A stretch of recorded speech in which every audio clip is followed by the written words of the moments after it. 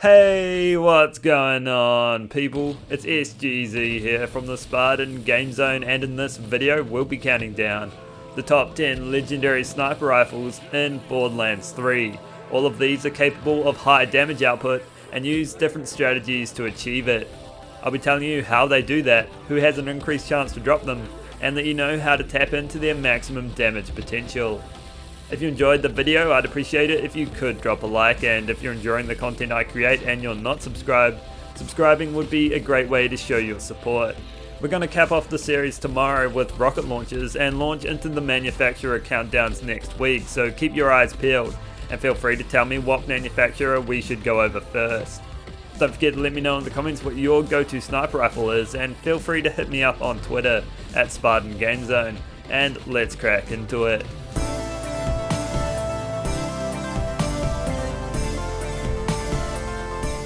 We open this countdown of the top 10 legendary sniper rifles in Borderlands 3 with the Firestorm, an incendiary only melee 1 weapon that has an increased chance to drop from Katagawa Jr. You fight here in Atlas HQ. The Firestorm deals splash damage at a nice radius and unleashes its whole magazine after fully charging. It consumes 2 ammo per shot and will rip through flesh targets. It's a gun that douses your enemies in a cataclysm of fire. Each shot you land will call on the Lord of Flames as 3 balls of magma float into the air before crashing back down. The fireballs do take a while to complete their transition to the floor, allowing enemies to escape their blast, but when they do hit, it's some great icing on an already tasty cake.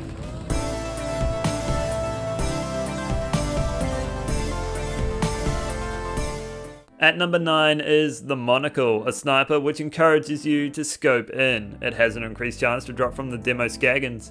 You fight around here in the Droughts. Unlike a lot of sniper rifles which are really just big hefty assault rifles, the Monocle is true to its nature. It supports a unique scope with a huge magnification. Generally you wouldn't use it, but because it boosts critical damage by around 350% when zoomed, you'll want to. With it you can see up close and personal as your bullet penetrates your target's skull and drops them dead instantly. It's a quick scoper's dream, rewarding you for each one you hit with high damaging shots.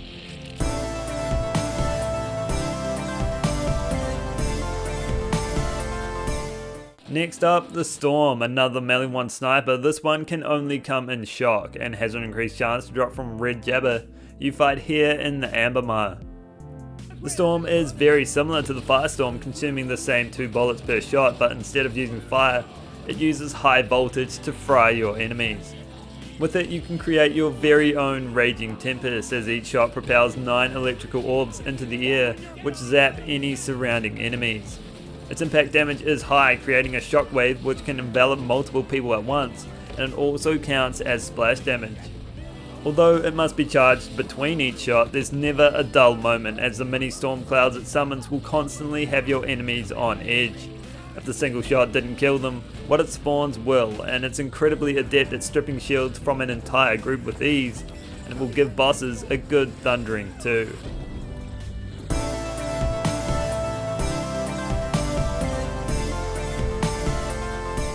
Number 7 now, and it's the Unseen Threat, a DLC 2 non-elemental Jacob's rifle that can only be dropped by a March, who you fight around here in Curse Haven. The Unseen Threat is a Jacob sniper with an advanced ricochet effect. Rather than ricocheting a lone bullet at a nearby target, 3 homing projectiles will spawn and seek out their prey, often targeting the same target, upping its single bullet damage even more.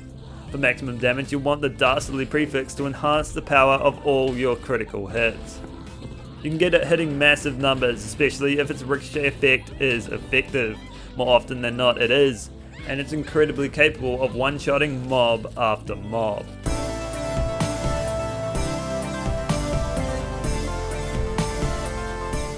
The Krakatoa finds itself in 6th place. Get it angry and it's bound to erupt. A fast-paced sniper rifle that can only come in fire. You can get one the quickest by defeating Tumor Head.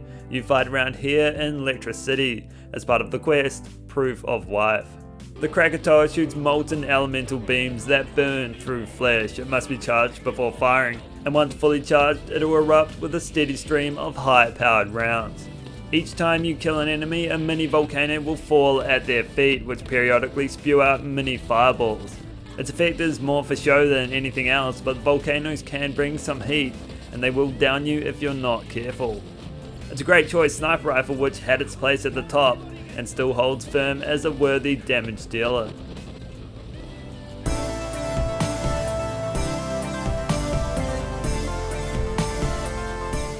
Halfway through now at number 5, and it's the Leuda, a rapid firing weapon that can come in any element including non-elemental, and has an increased chance to drop from Tremendous Rex, the final boss of the Cistern of Slaughter. The Leuda isn't really a sniper, more like a Spitfire's machine gun. It fires high caliber rounds at a blistering speed that split off into two after travelling a little while. It's one of few sniper rifles in the game that penalise you for using it in close quarters, as the projectiles won't split and you'll miss out on 200% of its potential damage.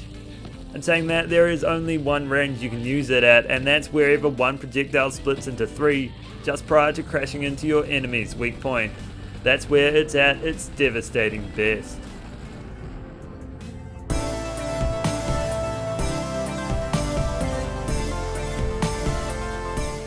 Now for the Skullmasher, another DLC 2 sniper rifle. You can find it anywhere there, but it does have a higher chance to drop from Esther the Invincible as part of the Weaslash questline. The Skullmasher is just that, a skull smasher, hitting devastating critical blows which decimate your targets, and sends its pellets ricocheting into unwary enemies. It's the Maggie all grown up, swapping handling and a few pellets for raw power. It's the fastest firing single shot sniper rifle in the game, firing almost as fast as you can pull the trigger with a very small downtime on reload. It's a great gun for those who want to wield a devastating sniper rifle true to tradition, and it's incredibly well suited to flak.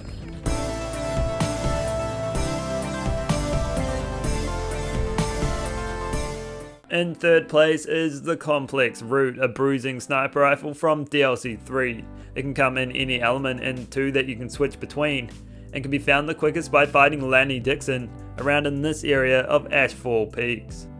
The Complex Root fires twin bursts of elemental energy that cause neon lights to dance around the impact point.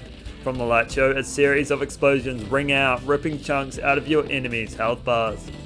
It may look a little unassuming, but there's no lack of damage here, as its projectiles always manage to hit hard. It's another melee one sniper that deals splash damage, but this time it comes after impact, and it comes into its own when its projectiles have something to feed off. It's a great choice sniper, perfect for handling hordes of enemies, and comfortably holds its own against bosses.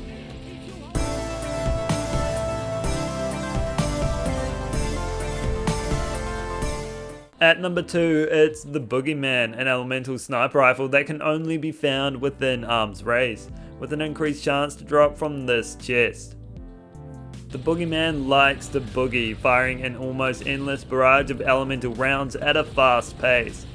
Like the Butcher, it has a chance to not consume bullets, and that chance is high, often extending its mag's lifetime by 2-fold or more on anyone outside of most. That's because it deals splash damage too, making it the go-to sniper for her. Like the Leuda, you can also get an annexed version which fires an extra projectile, costing 1 extra ammo, and unless your modes are to void that. It also has a chance on kill to summon a ghast that'll sneak up on your enemies and scare some of their health clean off, maybe even killing them. Your enemies won't be able to blame it on the sunlight, moonlight, or good times when you end their suffering. The only thing they can blame it on is the boogie.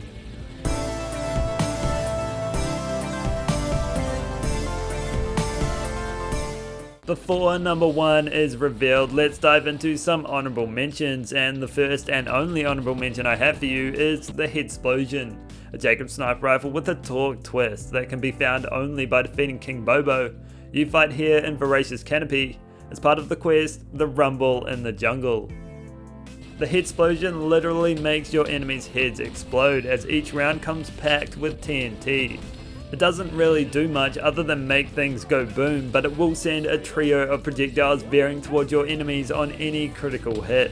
That makes criticals more deadly than some other Jacob sniper rifles, and its single shot damage is good too. Overall, it's a solid weapon, perfect if you want to blast your targets from range. Unobtainable now, but would no doubt feature somewhere in this countdown, is the Wedding Invitation, obtained during the Valentine's Day event.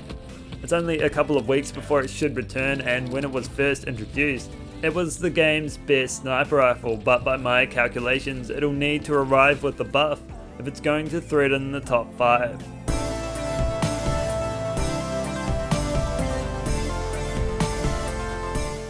Lifting the veil and what's underneath, it's the Malik's Bane.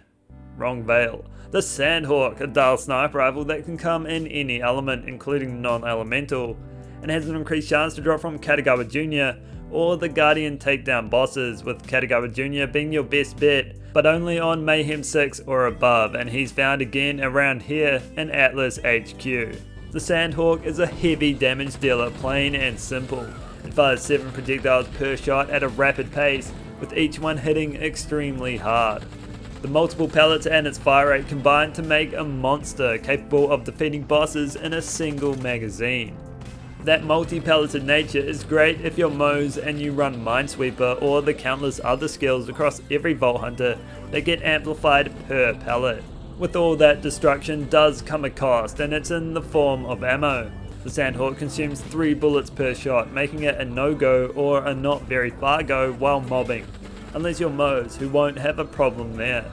For others though, and her too, it'll annihilate practically any boss you come across, provided you get it in fully auto.